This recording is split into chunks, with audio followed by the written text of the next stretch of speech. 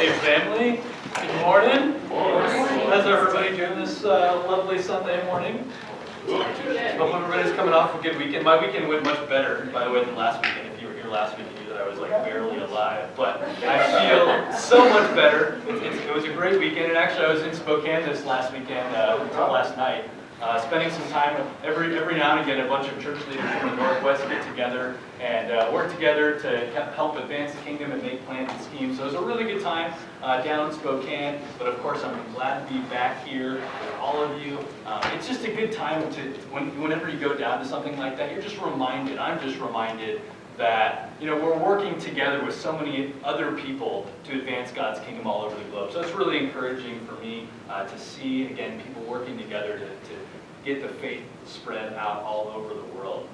This morning is actually special for a few reasons. One, we're celebrating Veterans Day today, so we are just so grateful for all of the service that have sacrificed their lives, sacrificed with their families to serve our country. So we're so grateful for all of our veterans. Thank you for serving and making those sacrifices so that we can enjoy the life that we have here in America. Second, we've got a baptism this morning. Ben is going to get baptized today. So he's very excited. Can you tell? Like, look at him. He's just most excited. You're never going to see him. He's shrinking into his chair. It's going to be an awesome time. I'll share a little bit more details about that when we're finished here after our communion. We'll talk a little bit about that stuff because it's not going to be here. It's going to be at the river. Outside in the river. It's gonna be awesome. So that's the second reason why it's an exciting day. The third reason why this morning is special is because last week we finished the book of 1 Corinthians, and so this week what we're doing is we're starting a brand new journey. A new book of the Bible, and you know, 1 Corinthians, 16 chapters, so 16 weeks is a long time. We're getting into Philippians this morning, starting a new journey there. So it's gonna be a great time. I'm looking forward to that quite a bit. Before we dive into the book of Philippians, I want to give just a little bit of context. It always helps us to understand, you know, why a book was written and kind of where the writer's coming from. So Paul is the writer of Philippians. He's writing to the church in Philippi, and he's writing in response to the fact that he was in prison. So Paul at this time was in prison in Rome, and the church in Philippi had sent him kind of a care package, a financial gift, a care package that was meant to encourage him, was meant to just, you know, help him out in a difficult, challenging time. Obviously, Paul was not very excited to be in prison, but he was refreshed by a gift from the church in Philippi. And so Paul writes to the Philippian church in response to receiving the gift, to thank them, to show his gratitude, to continue to encourage the church in their love, and to spur them on in their faith. And so as we go throughout this book over the next 4 weeks, you're going to see that. You're going to see that encouragement. You're going to see that spurring. And you're going to see really the connection that brings it all together, which of course is Jesus. You'll see that very clearly next week in Philippians chapter 2. But as we jump into Philippians this morning, what I really want to focus on is Paul and his situation. As I mentioned, Paul was in prison at this time. Now, he was under sort of a house arrest, so he had some freedom to do some things, but not free to do as he pleased. Not free to come and go as he wanted. No longer to do exactly as he wanted.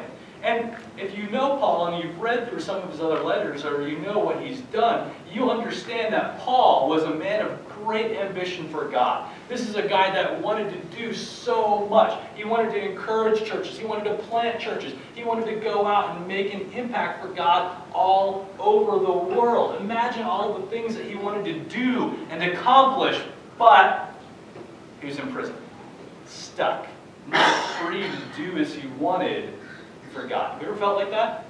In your faith, in your life, where you have this ambition, you know you want to do for God, you want to make an impact for Him, but you just feel imprisoned. You feel stuck or trapped or limited in your ability to do what you know you want to do for God. I think we have all experienced this in some way, shape, or form. But whether we're going through it now, or maybe we've gone through it in the past, or maybe it's yet to come, we have these experiences where we feel limited in what we think we can do for God. We can feel trapped by the prison of difficult circumstances, crazy work or school demands, a series of just unfortunate events that you had no control over, and so you're just dealing with them, and so you feel stuck. You don't feel like you can do as much as you would like to do. We can feel trapped by the prison of our own bodies at times, or our physical health, or our mental health is just really making us struggle, and we feel again that we can't be as effective as God wants us to be, and so we feel like we just can't do as much as we want. We can be trapped by the prison of grief, or stress, or anxiety. And when we think about all the things we want to do, we just feel like we can't. We feel stuck. You ever felt like that? Ineffective in what you really want to do in your relationship with God. But as we open the book of Philippians this morning, the book opens, I think, with hope.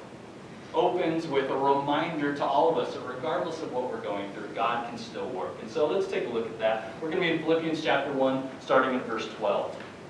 It says, "Now I want you to know, brothers and sisters, that what has happened to me has actually served to advance the gospel. As a result, it's become clear throughout the whole palace guard and to everyone else that I am in chains for Christ. And because of my chains, most of the brothers and sisters have become confident in the Lord and dare all the more to proclaim the gospel without fear."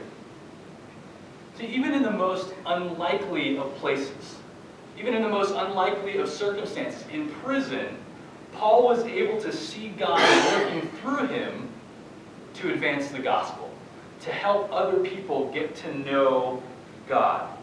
Even through his imprisonment, Paul found ways to advance Jesus' ministry, to be effective in Jesus' ministry. He persisted through the challenges that he was facing. He was persevering through the adversity that he was undergoing. And he was able to accomplish God's will. And I think so often we need this reminder in our lives as well. We need this reminder that despite the circumstances, despite the grief, despite the stress, despite the anxiety, despite the physical or mental health challenges that we face, God can still work. And God can still use you to advance his gospel. God can still use you to make a difference in the lives of others. You can still be effective for him, regardless of the challenges that you face, so long as you're willing to let him work.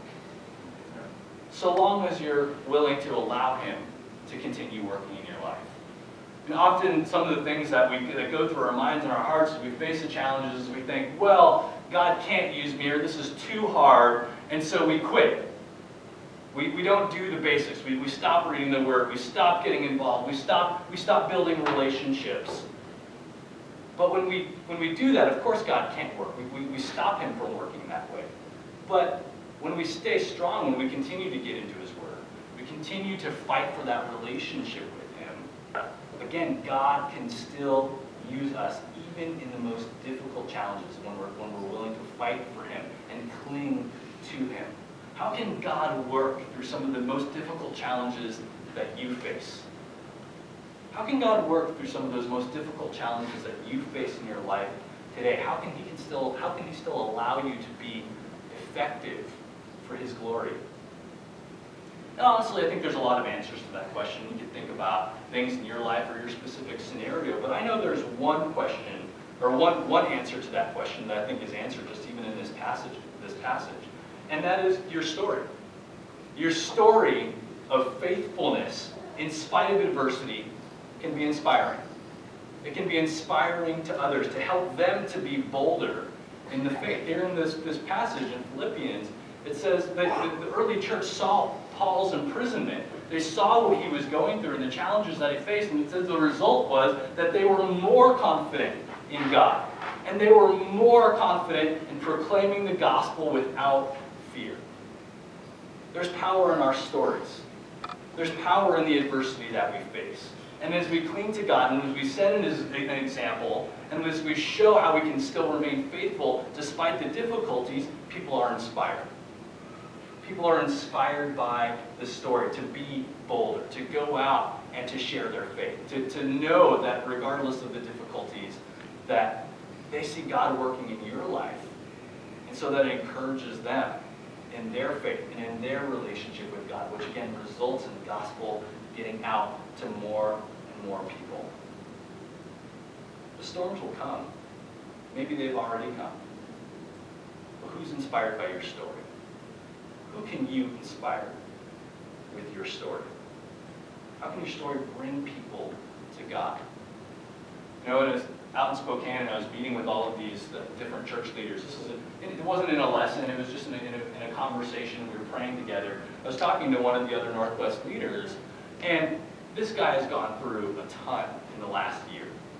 His father passed away. He was having really difficult challenges with one of his kids.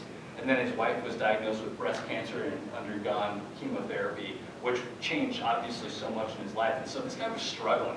He's a church leader who was really struggling in his faith because of the difficulties that he faced. But as he talked and as he shared, he said, you know what? It's not easier for me. It's not as though I have some magical solution. But as a church leader, I'm able to talk to other people that are going through challenging situations. And because of the shared grief that we experience, I've been building relationships in a way that I've never been able to build relationships before. I've been able to connect with people that I've never been able to connect with before, and it's helping them in their faith. And so, yeah, despite the fact that I am grieving, it doesn't make me feel better per se, but I know that God is having an effect, that God's grace is having an effect in my life and bringing people to Him despite the challenges that I am facing, despite the struggles that I am going through. So this is the power of those challenges and those difficulties. As we stay faithful, we're able to help people in that way. We're able to build a relationship with people in that way. And it reminds me of a passage in Romans chapter 5. Starting in verse 3, it says, "Not only so, but we also glory in our sufferings, because we know that suffering produces perseverance. Perseverance, character, and character, hope. And hope does not put us to shame, because God's love has been poured out into our hearts through the Holy Spirit who has been given to us." No one loves to suffer. Nobody really is like, please just bring on the suffering. That's not how we are, generally speaking. But suffering does produce something when we cling to God, when we stay focused on Him. It produces perseverance. It produces character. It produces hope. And so my encouragement to you this morning is to remember that God is bigger. God is bigger than the stress. God is bigger than the busyness. And God is bigger than the anxiety. God is bigger than the health challenges. God is bigger than all of those things. And even while you go through challenging times, and even while you face adversity, God can still use you for His glory. God can still use you to help others know Him, to inspire others to share their faith. And so when you think that life's circumstances have got you beaten down and that you can't be effective for God, remember that God can still use your life if you let Him for His glory. Amen?